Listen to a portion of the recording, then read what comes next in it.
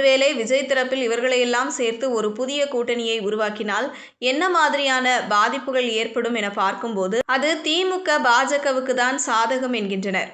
ஒருவேளை விஜய் உடன் பாமக, தேமுதிக, OPS, TTV Dinakaran ஆகியோர் சேர்ந்தால் வட மாவட்டங்களில் வன்னியர் வாக்குகள் பெரும்பாலும் விஜய் தரப்புக்கு செல்லும்.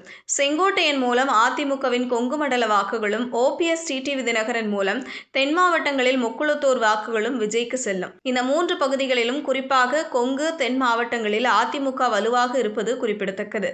இப்படி ஆட்சிக்கு எதிரான வாக்குகள், அதிமுக ஆதரவு வாக்குகளை விஜய் கூட்டணி பிரித்துவிட்டால் அது திமுகவுக்கு சாதகமாக அமையும்.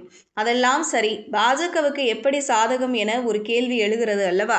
உண்மையில் தமிழகத்தில் ஆளும் கட்சியாக இல்லாவிட்டால் சக்தி வாய்ந்த எதிர்க்கட்சியாக வரவேண்டும் என்பதுதான் பாஜகவின் எண்ணம். அதற்கு இடையில் நிற்பது அதிமுக மட்டுமே. ஒருவேளை இந்த தேர்தலில் அதிமுக தோல்வியை சந்தித்தால் எடப்பாடி பழனிசாமி நெருக்கடிக்குள்ளாவார்.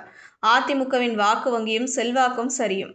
அப்போது பாஜக அந்த இடத்தை பிடித்து விடலாம் என்பதுதான் பாஜகவின் எண்ணம். இப்படி ஒருவேளை விஜய் தலைமையில் 3வது கூட்டணி அமைந்தால் அது திமுகவுக்கும் பாஜகவுக்கும் சாதகமாக அமையும் என்கின்றனர் அரசியல் பார்வையாளர்கள்.